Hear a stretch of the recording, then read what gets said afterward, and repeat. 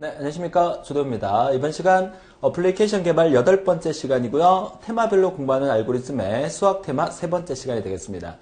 자, 이번 시간까지 해서 수학 테마는 여기까지 정리를 하게 될 건데, 이제 수학적인 부분이 들어갔다고 해서 절대 어려운 내용 아니니까, 자, 지난 시간에도 제가 늘 말씀드리지만, 수업을 듣기 직전에는 내가 이 내용을 할 수 있을까라는 생각이 들지만, 항상 수업을 다 듣고 나면, 아, 그래. 이 정도면 내가 충분히 할 수 있겠다. 이런 생각이 든다면 여러분들 충분히 재밌게 진행할 수 있을 거라고 생각이 듭니다. 자, 이번 시간 수학 테마를 끝내고요. 다음 시간은 여러분 시험에 본격적으로 출제가 될 수 있는 배열 테마에 대해서 공부할 거니까 이번 시간까지 기초 강의라고 생각하시고 잘 마무리하시고 다음 시간에 배열 테마에서는 이제 본격적으로 시험 준비를 할 수 있는 여러분이 되셨으면 합니다. 자, 이번 시간 학습 내용 소수 구하기와 또 소수 구하기의 합부분에 대해서 정리할 거고요. 자, 소수 부분은 역시나 여러분들이 뭐 중학교 수학 시간에 소수라는 부분에 대해서 한번 배우셨을 거고 소수에 대한 기본 개념은 아마 초등학교에서도 공부하지 않았을까 그렇게 생각을 합니다. 자, 이번 시간 소수 구하기는 좀 간단한 부분이 있기 때문에 수업 시간 뒷부분에 실제 여러분들의 그 기출 문제를 한 문제를 좀 더 풀어드리면서 이번 시간을 마무리해 드리도록 하겠습니다. 자, 첫 번째 화면을 통해서 이제 소수 부분에 대해서 같이 정리를 해볼 텐데요. 자, 일단 소수가 뭐냐라는 개념을 우리가 좀 정리를 해야 되겠죠. 자, 소수. 자, 기본적으로 소수라고 하면 여러분들이 뭐 예를 들어서 23.125 할 때 그 소수점 이하의 그 소수를 말하는 게 아니라는 거 다들 알고 계시겠죠. 그 아주 오랜 옛날에서는 우리 수학자들이 이 소수란 말을 소수다 뭐 이렇게도 얘기를 했었는데요. 자, 그 소수에 대한 개념은 제가 칠판에 보여드리고 있지만 1과 자기 자신만을 약수로 가지는 1보다 큰 양의 정수다. 자, 이렇게 표현을 하면 또 말이 상당히 힘듭니다. 항상 여러분들이 공부를 하실 때는 힘들게 어려운 용어를 외워서 그걸 이해한다. 이런 생각을 가진다기보다는 저게 뭐 도대체 뭐야? 뭐 재밌게 한번 생각을 해보자. 자, 이런 개념으로 접근하신다면 좀 더 쉽게 접근하실 수가 있을 거예요. 자, 우리는 지금 수학적인 부분에 대한 얘기를 하고 있다면 그 숫자 노름이다. 뭐 이런 얘기를 하죠. 그러니까 숫자를 쭉 한번 나열해 보는 거예요. 그냥 기분 좋게 한번 숫자를 나열해 볼게요. 뭐 1이라는 숫자도 있을 거고 2라는 숫자 3. 우리는 1, 2, 3, 4, 5, 6, 7 이렇게 숫자를 적었을 때 우선 결론부터 말씀드리면 이 숫자 중에서 소수가 뭐냐? 라고 했을 때 소수를 동그라미를 한번 쳐볼까요? 소수 2, 3, 5, 7. 자, 제가 지금 방금 동그라미 친 이 숫자는 소수예요. 근데 동그라미를 치지 않은 숫자는 소수가 아니에요. 그럼 어떻게 판별을 하느냐? 우선 한번 나눠볼까요? 우리 나누기 좋아하잖아요. 곱하기도 좋아하고 나누기도 좋아해요. 기본적으로 사칙 연산, 더하기, 빼기, 곱하기, 나누기 좋아합니다. 좋아 안 한다고 생각하시는 분들 계시죠? 좋아한다고 스스로 이렇게 그죠? 세뇌이세요. 그죠? 세뇌를 해야 됩니다. 자, 그러면, 자, 2라는 숫자, 3이라는 숫자, 제가 동그라미를 친 소수와 그렇지 않은 숫자를 비교해보면, 우선 4나 6 같은 경우에는요, 자, 4를 한번 나눠볼게요. 자, 4를, 2로 나눌게요. 자, 2, 2, 4 하고 나머지 0 이렇게 떨어지죠. 그죠? 또 4를 또 1로도 한번 나눠보면, 또 1로 또 나누면 1, 4는 4 하고 나누어 떨어집니다. 그 다음에 또 4를 4로도 한번 나눠볼게요. 4로 나누면 이렇게 해서 나누어 떨어집니다. 결국은요, 모든 숫자는 1로 나누면 나누어 떨어지게 돼 있죠. 그러니까 1로 나누면 나머지가 0이 발생합니다. 근데 어떤 숫자들은 1로 나눴을 때 하고 자기 자신으로 나누었을 때만 나누어 떨어지고 그 외의 숫자는 나누어 떨어지지 않는 수가 있어요. 그 수를 우리는 이름하여 소수라고 얘기를 하죠. 무슨 말이냐? 지금 방금 4라는 숫자는 1로 나누었을 때와 2로 나누었을 때 그리고 4로 나누었을 때 나누어 떨어졌어요. 근데 지금 제가 동그라미를 친 이 수는 자기 자신 또는 1로만 나누었을 때만 나누어 떨어지는 수예요. 뭐 해볼까요? 7 해볼까요? 자, 7이라는 숫자를 나누었을 때는 1로 나누었을 때 1, 7은 7에서 나누어 떨어지겠죠. 2로 나눴을 때 나누어 떨어집니까? 3으로 나눴을 때, 4로 나눴을 때, 5로 나눴을 때, 6으로 나눴을 때도 나누어 떨어지지가 않습니다. 뭘로 나눴을 때? 자기 자신은 7로 나눴을 때 나누어 떨어진다는 의미죠. 결국 소수에 대한 개념은 1과 자기 자신만으로 나누어 떨어지는 수를 소수라고 하는데 그 소수 중에서 1은 소수라고 부르진 않아요. 1은 물론 1로도 나눠 떨어지고 자기 자신이 1이기 때문에. 그래서 여러분들께서 기억하셔야 될 것은 1보다 큰 양의 정수 중에서 1과 자기 자신만으로 나누어 떨어지는 수를 우리가 소수라고 한다는 개념만 이해를 하시면 돼요. 근데 사실 우리가 정보처리 기능사 실기시험을 치기 위해서 이 소수 관련된 문제를 풀기 위해서 소수에 대한 개념을 정확하게 알아야만 문제를 풀 수 있느냐, 또 그런 것만은 아니에요. 우리가 앞으로 공부하게 될 수많은 알고리즘이 있어요. 우리가 시험에 대비해야 될 그런 알고리즘을 여러 가지의 종류를 보게 될 겁니다. 우선 그 문제에서 제시하는 것들이 무엇인지를 먼저 파악하는 게 중요하고요. 그리고 우리가 기본적으로 배웠던 여러 가지 지난 시간에 배웠던 최대값 구하기라든지 최소값 구하기 이런 부분들은 제가 외워도 된다고 말씀을 드렸었죠. 자, 그런 부분들을 기본적으로 외워두시고, 그리고 목과 나머지 구하는 부분은 배수와 약수를 구할 때도 마찬가지, 지금 소수를 구할 때도 목과 나머지 구하는 부분들은 계속해서 반복해서 나오죠. 그런 부분들을 여러분 머릿속에 딱 기억하고 있다면 그 어떤 형태의 문제라도 개념만 잡으면 충분히 풀 수가 있게끔 되고요. 만약에 이 소수 구하기 문제가 여러분 시험에 나온다 그러면 소수를 전혀 모르는 사람을 위해서 소수에 대한 기본적인 개념은 지문에서 설명을 해주게 돼 있으니까 걱정 안 하셔도 된다는 말씀이죠. 자, 이해하셨습니까? 자, 그러면 본격적으로 플로차트를 들여다보면서 소수를 판별하는 과정을 한번 들여다보도록 하죠. 자, 우선 소수를 판별하려고 그러면 우리가 해야 될 일은 뭐냐? 방금 설명드렸지만 1과 자기 자신 외에 나누어 떨어지는 수가 있느냐 없느냐를 판별해주면 된다는 거예요. 그죠? 자, 어떤 수를 예를 들어서 입력을 받았네요. 우리 방금 7이라는 수를 해봤었죠. 그리고 6이라는 수도 해봤었어요. 자, 6이라는 수를 예를 들어서 사용을 한번 해보도록 하죠. 자, 6이라는 수를 입력받아서 그 6이라는 수를 나누기 시작합니다. 근데 모든 수는 1로 나누어 떨어지기 때문에 1로 나누는 과정은 우리가 생략을 하도록 하죠. 결국 1과 자기 자신만으로 나누어 떨어지는 수를 소수라고 한다면 1로는 굳이 나누어 볼 필요가 없어요. 그러니까 결국 뭐야? 자기 자신으로만 나누어 떨어지는 수를 찾게 되면 그 수가 소수가 되는 거겠죠. 자, 개념적으로 설명하면 6을 먼저 나눈다. 뭐부터 나누죠? 2부터 나눕니다. 1은 나눠볼 필요가 없어요. 그죠? 2부터 나눕니다. 2를 나눴을 때 2, 3은 6 해서 나눠 떨어져 버렸어요. 그죠? 그리고 2로 나눠봤으니까 3으로도 나눠보고, 그 다음에 4로도 나눠보고, 5로 나눠보고, 6으로 나눠봤을 때, 이렇게 쭉 나눠봤을 때 2부터 자기 자신까지 그랬을 때 나누어 떨어지는 경우가 몇 번 있었냐? 2로 나눴을 때 나누어 떨어졌고요. 그리고 자기 자신 6으로 나눴을 때 나누어 떨어졌어요. 결국 나머지가 0이 발생하는 경우가 2번이 생겼어요. 그럼 이 수는 소수가 아니라는 거예요. 7을 한번 해볼게요. 자, 7을 역시나 2부터 나누기 시작합니다. 2로 나눴어요. 나누어 떨어지지 않습니다. 3으로 나눴어요. 4로 나누니까 안 되고요. 5로 나눴어도 안 되고, 6으로 나눴어도 안 되고, 7로 나눴을 때만 나누어 떨어지게 되죠. 이렇게. 그죠? 결국 나머지가 0이 발생하는 경우가 딱 한 번이 생겼다는 거예요. 그죠? 자, 그러면 이 7이라는 수는 소수로 우리가 판별을 하게 되는 겁니다. 자, 그럼 한번 볼까요? 자, 예를 들어서 6이라는 수를 입력받았어요. 첫 번째로 나눌 수를 초기치로 J값을 2로 주게 된 겁니다. 자, 그렇다면 자, MOD라는 나머지 구하는 함수를 써서 입력받은 수 A라는 값을 J값 2로 나누게 되면 나누어 떨어지느냐? 나머지가 0이냐? 라고 물어주는 거죠. 그쵸? 자, 0입니다. 그럼 어떻게 합니까? 0일 경우에 그 수가, 입력받은 수가 나누는 수하고 같으냐라고 물어줍니다. 그쵸? 지금 만약에 7이라는 수를 입력받았을 때, 또는 6이라는 수를 입력받았을 때, 6을 2로 나누었을 때 나누어 떨어졌어요. 그죠? 나누어 떨어졌단 말이죠. 근데 이 상태에서는 6과 2가 같으냐고 봤을 때 같지 않죠? 같지 않다는 얘기는 뭡니까? 이 수는 같지 않은 상태에서 나누어 떨어졌다는 얘기죠. 1과 자기 자신만으로만 나누어 떨어져야 되는데 1부터 나누지는 않았으니까 2부터 나누기 시작했잖아요. 그러니까 2부터 나누기 시작하다가 자기 자신까지 왔을 때 그때 그 수가 나누는 수와 나누려고 하는 수가 같을 경우가 딱 한 번이 발생하면 그 수는 소수지만 같은 경우가 아닌데도 나누어 떨어졌는데 같은 경우가 아니라면 그 수는 소수가 아니라는 거예요. 개념 이해할 수 있겠습니까? 자, 그래서 결국 이 알고리즘은 너무너무 간단하게 해결됩니다.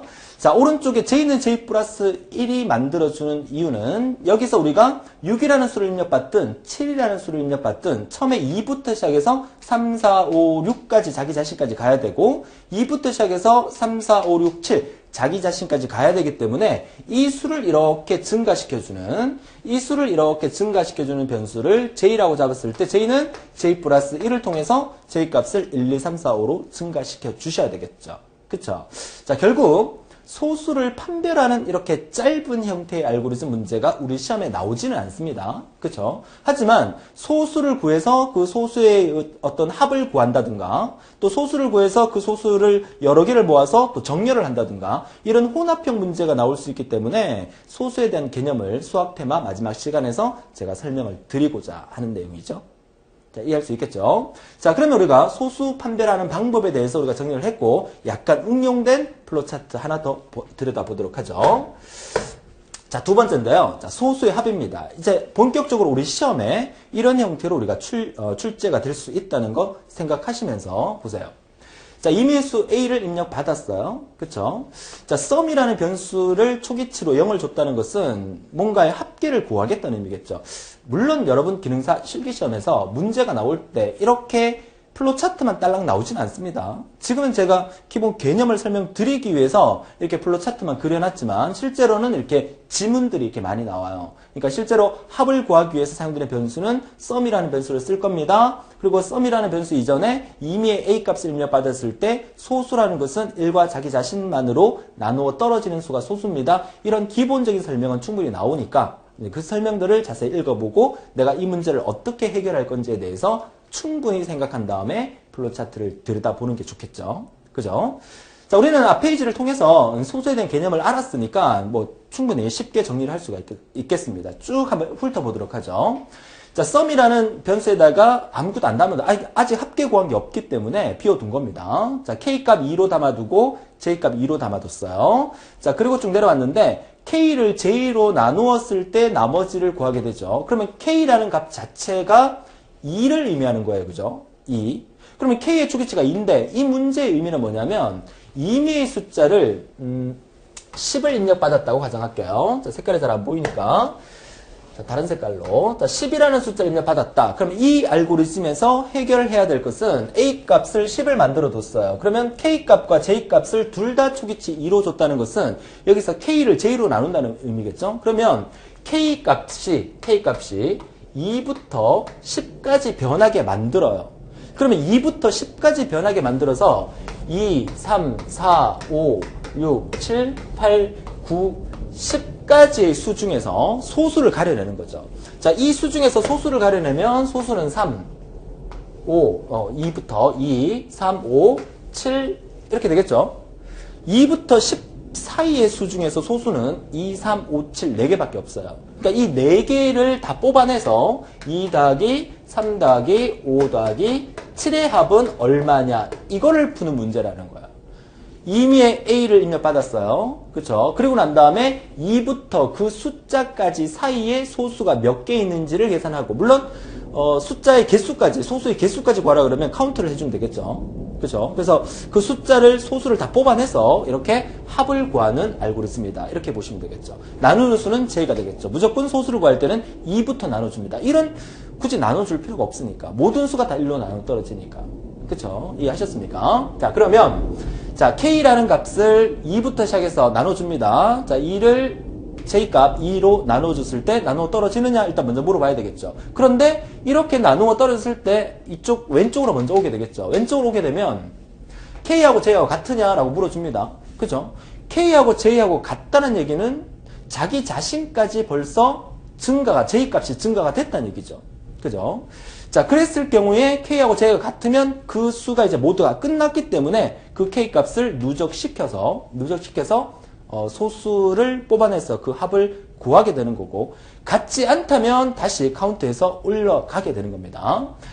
자, 그래서 입력받은 수 10이라는 수를 입력받았으면 2부터 10까지 수를 만들어줘야 되기 때문에 k값은 10까지 증가를 해줘야 되겠죠. 그래서 쭉 내려오니까 k가 입력받은 수 10보다 작으면 다시 k값을 증가시켜서 올라가게 만들어주고 그렇지 않으면 더 이상 할 필요 없으니까 그때 당시에 썸을 합을 출력하고 끝내면 되겠죠. 여기서 K값 증가시키는 거는 뭐다? 그렇죠. K값은 2부터 10이에요. 입력받은 수가 10이라면 2부터 10까지 수 중에서 소수를 뽑아내는 거니까. 그죠? 그래서 K값 증가시켜서 이번에는 K가 3으로 바뀐 상태에서 3 나누기 J값 역시 2를 하게 되겠죠. 그래서 3 나누기 2를 했을 때 역시나 같으냐 물었을 때 같지 않게 되면 누적합계 구할 K값 누적합계 구할 필요 없고요. 같지 않다는 얘기는 소수가 아니니까. 그죠? 소수일 경우에만 그 K값을 누계를 시키는 거죠. 이해하셨습니까? 근데 만약에 입력받은 수 10이라는 수를 입력받았으면 K값을 증가시키다가 K하고 J하고 나눴을 때 나누어 떨어지는 경우가 아니라면 그죠? 아니라면 이 부분은 우리가 앞 페이지에서 공부했던 내용이죠. 앞 페이지에서 그 다음 수를 나눠줘서 자기 자신까지 계속 돌려주기 위해서 J값을 일씩 증가시켜주는 거다. 결국 소수 판별하는 문제에서 소수이냐 아니냐를 판별을 해서 그 소수가 나오면 누계를 구해주고 그렇지 않으면 누계를 구하지 말고 통과해버리는 식으로 해서 이 소수 2, 3, 5, 7이라는 값을 썸이라는 변수를 통해서 누계를 다 시켜서 그 값을 만들어내는 이런 형태의 문제가 되었다. 그래서 이 소수한 문제는 실제 기출문제에서는 출제된 적은 없지만 충분히 출제 가능성이 있으니까 잘 정리해 달라는 거 부탁드리도록 하겠습니다. 자, 실제 기출문제는 한번 보도록 하죠. 실제 기출문제는 어떤 식으로 출제됐는지 다음 페이지에서 한번 체크해 보도록 하죠. 자, 이 문제는 실제로 기출됐던 문제입니다. 자, 앞의 내용과 거의 똑같은 내용이죠. 처음에 이제 J값을 입력을 받았고요. 자, A값을 입력받았고, 이제 J값을 어떻게 할 거냐. 동그라미 1번에서 초기치를 주어지는 거고요. J는 J 플러스 1을 통해서 J값을 1, 2, 3, 4, 5 증가시키게 되겠죠. 자, 입력받은 수는 A입니다. 그죠? A를 이용해서 나머지까지 구하게 되네요. 그죠? 자, 그러면 몫을 구하고 나머지 구하는 이 과정은 우리가 반복해서 외워도 되다시피 우리가 많이 반복을 했던 부분이라고 보여지고요.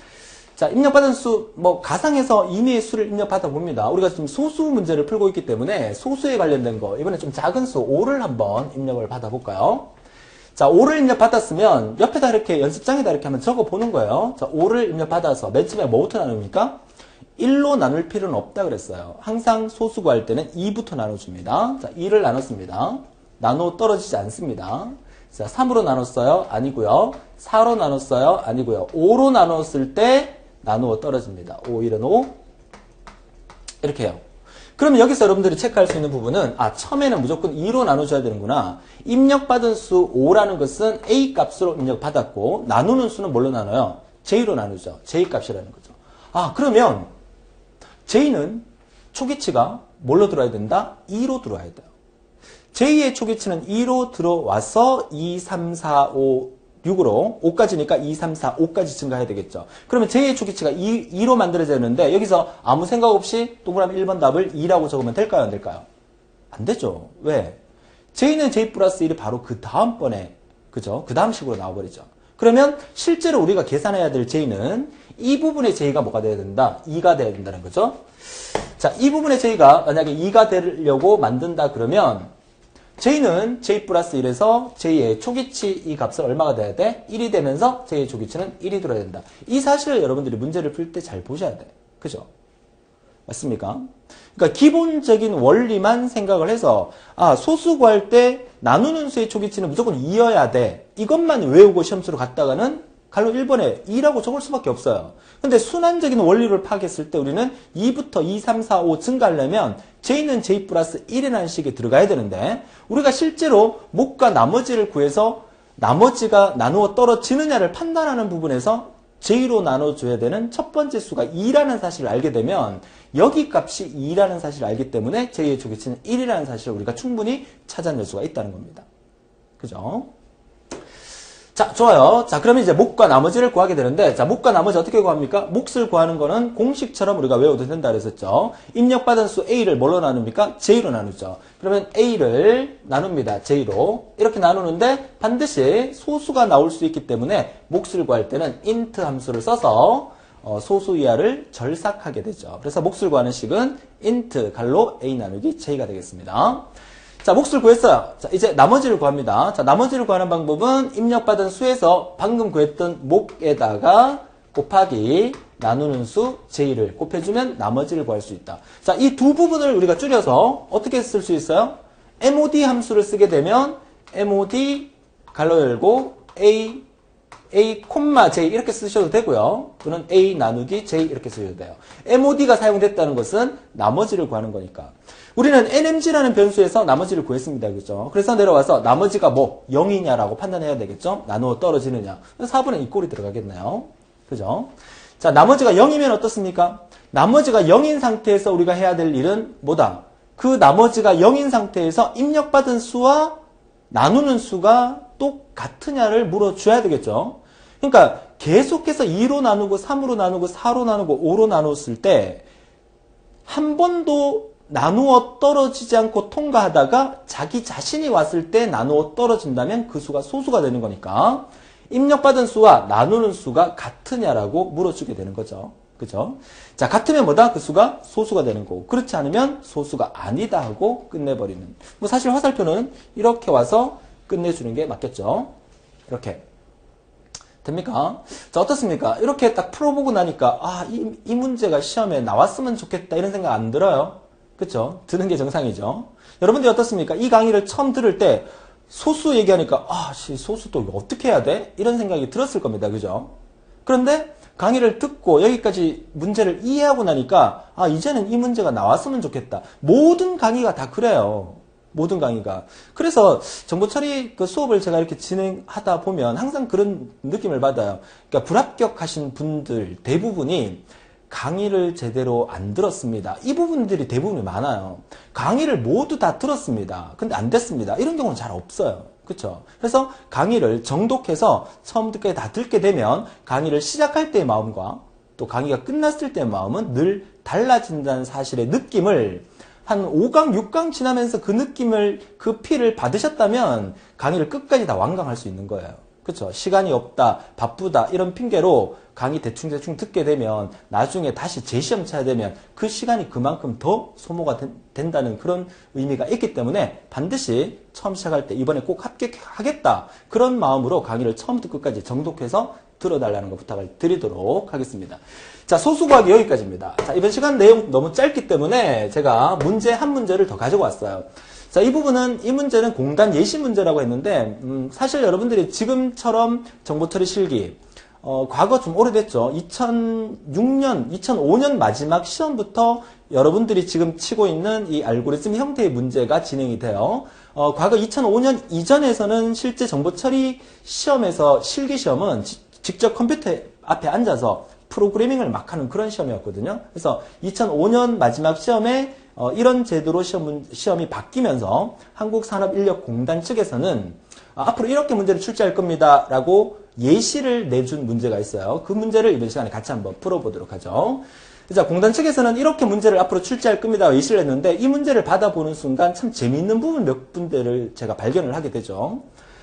자, 이 재밌는 부분을 발견을 했다는 것은 앞으로 문제가 어떻게 출제될 거라는 것을 충분히 예상도 할 수 있었던 부분이에요. 그죠? 자, 우리가 가치를 풀면서 어떻게 문제를, 여러분들 기출문제를 또 해결할 수 있을 건지 예상을 같이 한번 해보도록 하죠. 내용 자체는 되게 쉬워요. 보세요. 자, 처음에 초기치 i를 입력받았고요. 자, max 변수와 min 변수, 그리고 sum 변수와 avr 변수 네 가지의 변수의 초기치가 딱 주어졌죠. 그죠? 딱 보는 순간, 최대값 구해야 되겠구나. 최소값 구해야 되겠구나. 그리고 sum이라는 변수 나왔기 때문에 합계도 구해야 되겠구나. 그리고 avr이라는 변수 나왔기 때문에 평균이라는 것도 구해야 되겠구나. 평균을 영어로 하면 average잖아요. 그죠? average. 물론 이 공단 예시 문제가 이렇게 플로 차트만 딸랑 이렇게 나오지는 않았어요. 물론 잔뜩 지문도 있었겠죠. 제가 지문을 생략하고 그 지문에 대한 얘기는 제가 말로서 지금 설명을 드리고 있는 겁니다.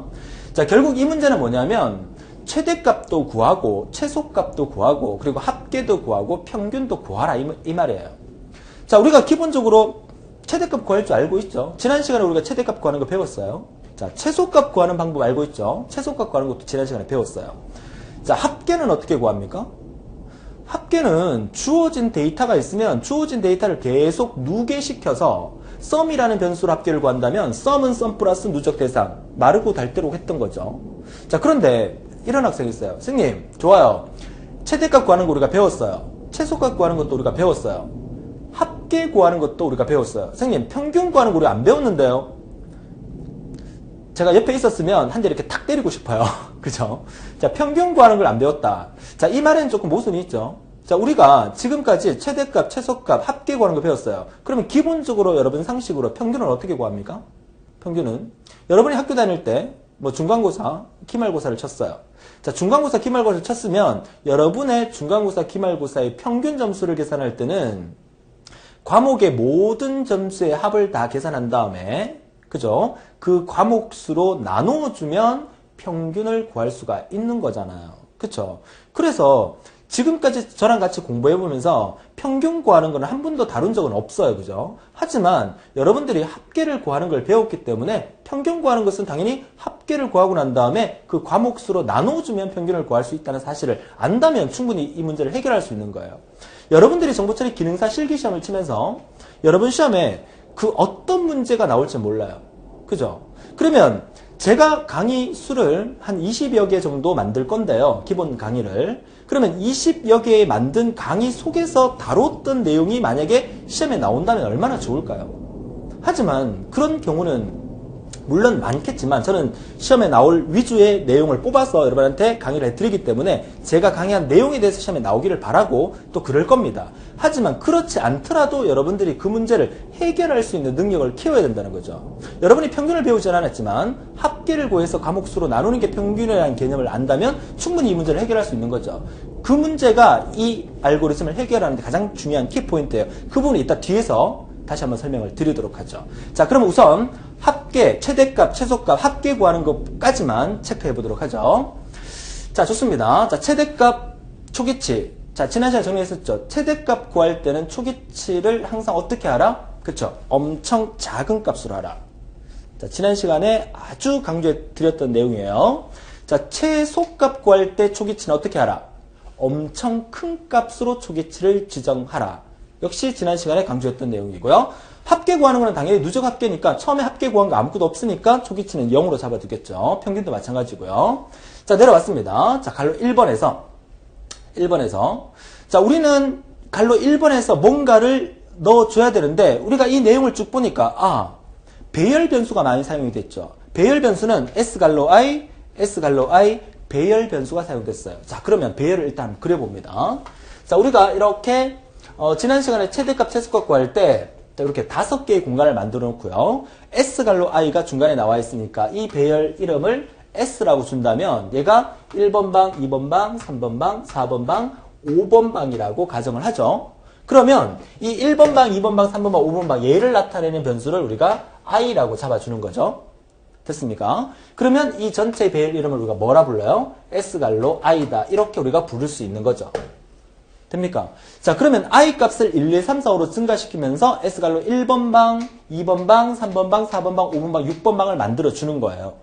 I 값을 증가시키면서. 그러면 이 전체 알고리즘에서 S갈로 I라는 배열 변수가 사용됐다면 I 값이 1, 2, 3, 4, 5, 6, 7, 8, 9로 증가하는 I는 I 플러스 1이라는 식이 존재를 해야 됩니다. 그게 들어갈 곳은 딱 하나밖에 없죠. 그죠? 어디에? 1번에. 자, I는 I 플러스 1을 통해서 I 값을 증가시키기 시작합니다. I의 초기치는 0부터 시작이 됐죠. 그죠? 자, 내려왔어요. I 값은 초기치가 0부터였으니까 0이 이렇게 들어가서 새롭게 탄생되는 I는 1이 됐어요. I의 초기치는 1이 됐습니다. 자, 그 I 값이 얼마냐라고 물어줬습니다. 자, 갈로 2번은 조금 이따 생각할게요. 아까 평균 구할 때를 생각해서 일단 조금 이따 생각하고요. 내려왔습니다. 내려와서 최대값 구하는 공식.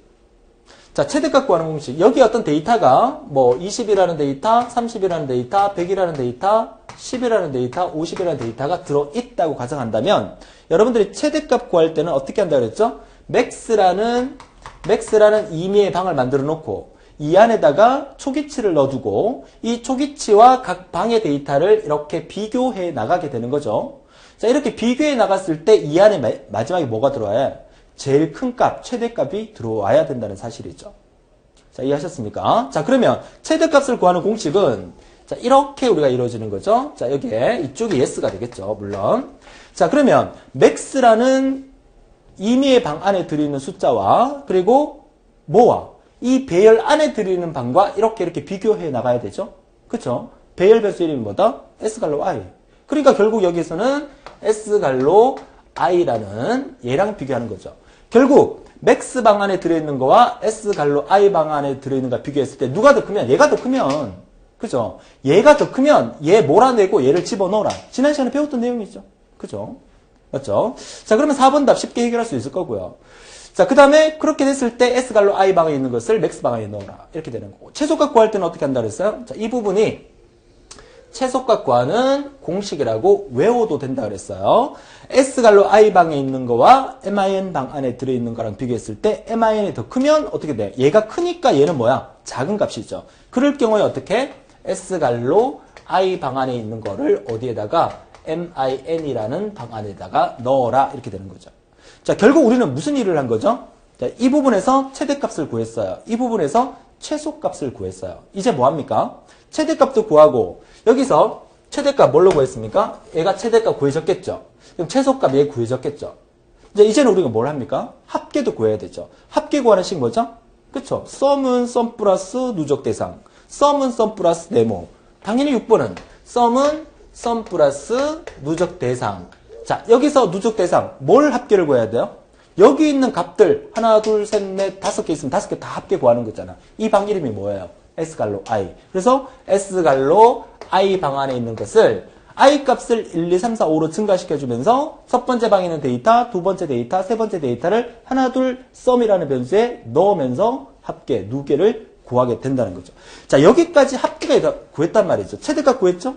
최소값 구했죠? 합계까지 다 구했단 말이죠. 그쵸? 이제 남은 거 뭡니까? 평균을 구해야 되죠. 평균을 구하기 위해서는 합계가 구해져야만 평균을 구할 수가 있어요.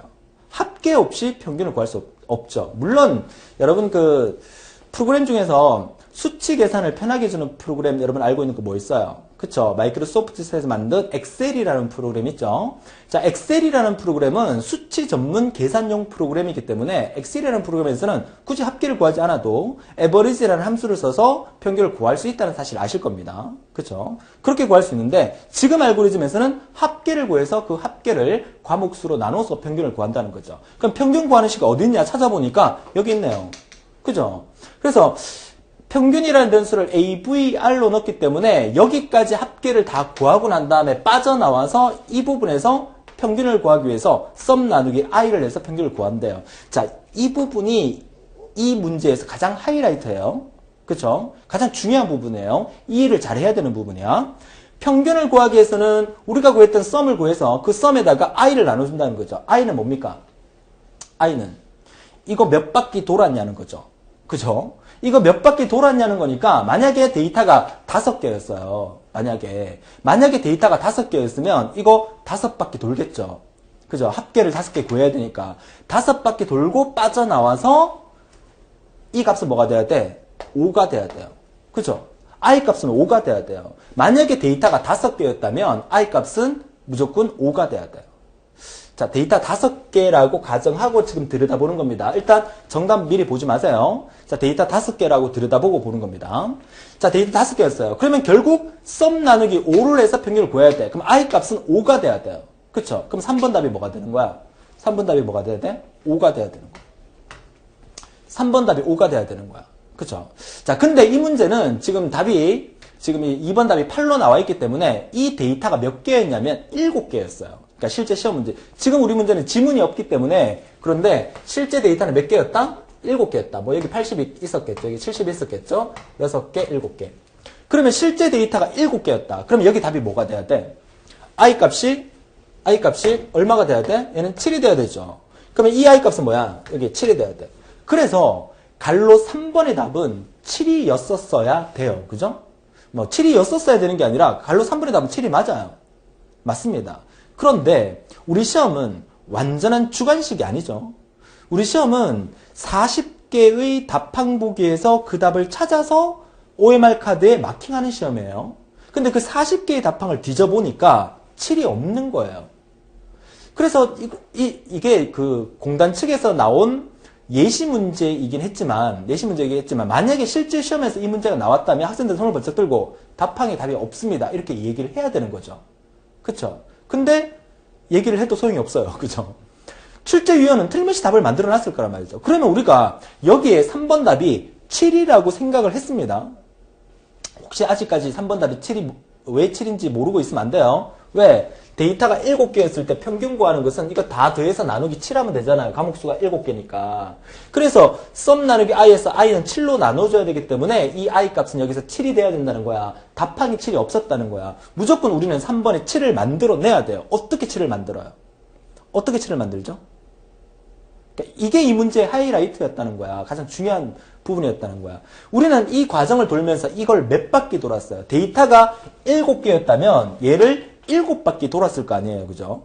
7바퀴 돌고 난 다음에 여기서 빠져나옵니다. 7바퀴 돈다는 것은 마지막 이 i가 7일 때까지 밑으로 내려가 줘야 돼요. 그죠? 그러면 이 갈로 2번의 답은요. 갈로 2번의 답은 이쪽으로 빠져나오게 하기 위해서는 7이 넘어가야 빠져나와요. 그러면 2번의 답은 8일 때 빠져나오게 되는 거예요. 왜? i 값이 여기서 1, 2, 3, 4, 5, 6, 7까지 증가하죠? 증가합니다. 증가하다가 7까지 가게 되면 얘를 7바퀴 돌고 난 다음에 8을 만나면 더 이상 이 과정을 반복하지 않고 빠져나오게 만드는 거죠. 결국 i 값이 얼마일 때 8일 때 이 상황에서 이렇게 빠져나오는 거예요. 그쵸? 그러니까 2번 답은 뭐가 돼야 된다? 8이 돼야 된다는 거야. 이해하셨습니까? 만약에 2번 답이 8이 아니면 이거 7바퀴 못 돌아요. 2번 답이 만약에 9였어요. 그러면 이거 8바퀴 돌게 돼요. 2번 답이 10이었어요. 그러면 9바퀴 돌게 돼요. 그렇다고 해서 2번 답을 5로 줄 수는 없잖아. 5로 주면 4바퀴밖에 안 도니까. 데이터의 개수는 몇 개인데? 7개인데. 데이터의 개수가 7개니까 7바퀴를 돌게 하려면 갈로 2번의 답은 무조건 8이어야 된다. 그러면 i 값이 8인 상태에서 마지막에 이렇게 통과해서 나오게 되죠. 그쵸? 우리는 이 i를 뭘로 만들어야 돼? 이 i를 7로 만들어야 돼. 그럼 8인 상태에서 i가 8인 상태 통과해 놓으니까 이 3번 답은 7이 되면 되지만 7이 답항에 없었기 때문에 어떻게든지 얘를 7로 만들어야 되죠. i가 얼마인 상태에서 넘어와? 8인 상태에서 넘어오죠. 그러니까 i는 i-1을 하게 되면 이 8이 이쪽에 들어오면서 새롭게 탄생되는 i는 7이 만들어진다는 거죠. 그래서 3번의 정답은 i-1이 답이었다는 거죠. 그죠? 자, 이 문제가 말씀드렸죠. 2005년 마지막 시험에 알고리즘 형태로 문제가 바뀌면서 한국산업인력공단 측에서 이렇게 문제를 출제할 거다라고 예시하는 순간 저는 이 문제를 보자마자 앞으로 알고리즘이 참 힘들게 나오겠구나. 시험 문제가 어렵게 나오겠구나. 이런 부분까지 생각을 해야 되는구나. 이걸 보면서 문제 분석을 많이 하게 됐다는 거죠. 이해할 수 있겠습니까? 그래서 여러분들이 전체적인 흐름을 어떻게 파악해야 될 건지를 반드시 잘 정리하시고 결론부터 따져놓고 나는 평균을 구해야 되니까 7로 나눠야 돼. 그러면 3번은 7이 들어가야 돼. 근데 답항이 7이 없어. 그럼 7을 만들려면 어떤 과정이 필요한가까지 유추할 수 있는 능력을 여러분이 키우셔야 되고 그 능력을 키울 수 있도록 제가 계속해서 수업 시간에 말씀을 드리는 겁니다. 이 문제 상당히 중요한 부분이고 이해하는데 도움이 되고 공부하는 데 상당히 도움되는 문제이기 때문에 다시 한번 잘 정리해 주셨으면 좋겠습니다. 목이 막 걸걸하게 좀 쉬어가려고 합니다. 그쵸? 너무 열강을 했더니만. 자, 좋아요. 이번 시간 여기까지 마무리하도록 하고요. 이번 시간에 중요한 건 사실 소수의 개념과 소수 구하기 알고리즘을 파악하는 게 중요하지만 뒷부분의 시간이 조금 남아서 최대 최소 합계 평균까지 구하는 알고리즘을 한번 보여드렸는데 어때요? 좀 도움이 되셨습니까? 자, 다음 시간 예고해 드립니다. 자, 다음 시간은 어플리케이션 개발 제 9강으로서 이제 본격적으로 여러분 시험에 나오는 배열 테마를 가지고 공부하도록 할게요. 자, 배열 테마는 시험 문제 출제될 수 있는 경우의 수가 상당히 많습니다. 그래서 기능사 시험은 매달 한 번씩 상설 검정이 있기 때문에 그 상설 검정에서는 수많은 문제를 출제위원이 내야 되기 때문에 경우의 수가 가장 많이 나오는 배열 파트가 시험에 가장 많이 나오니까 다음 시간부터는 본격적으로 여러분 시험을 대비하는 시간이라고 볼 수가 있겠습니다. 자, 오늘 너무 고생 많으셨고요. 다음 시간에 더 활기찬 모습으로 뵙겠습니다. 수고하셨습니다.